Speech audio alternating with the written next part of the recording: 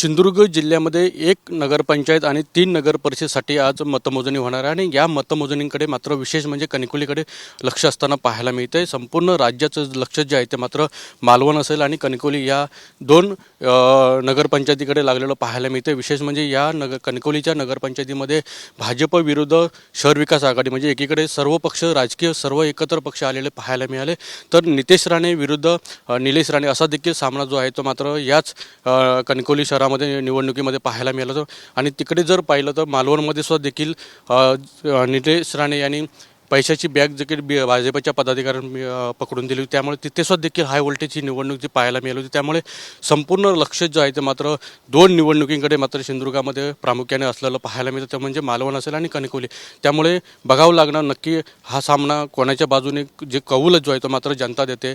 त्यामुळे कणकवली जी निवडणूक आहे ती मात्र हाय व्होल्टेज निवडणूक म्हणून या ठिकाणी पाहिलं गेलं होतं। त्यामुळे या संपूर्ण लक्ष जे आहे ते पूर्णपणे कणकवलीकडे असणार आहे। आणि दुसरीकडे जर पाहिलं तर 5 टेबलांवरती ही मतमोजणी होणार आहे आणि अवघ्या काही 1-2 तासामध्ये 10 वाजल्यापासून मतमोजणी सुरुवात होईल। अवघ्या 1-2 तासामध्ये चित्र जे आहे ते मात्र स्पष्ट होणार आहे।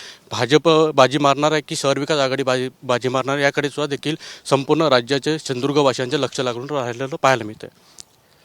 कॅमेरामन सुमित गजनेसह अनंत पाताडे, TV9 मराठी, सिंधुदुर्ग।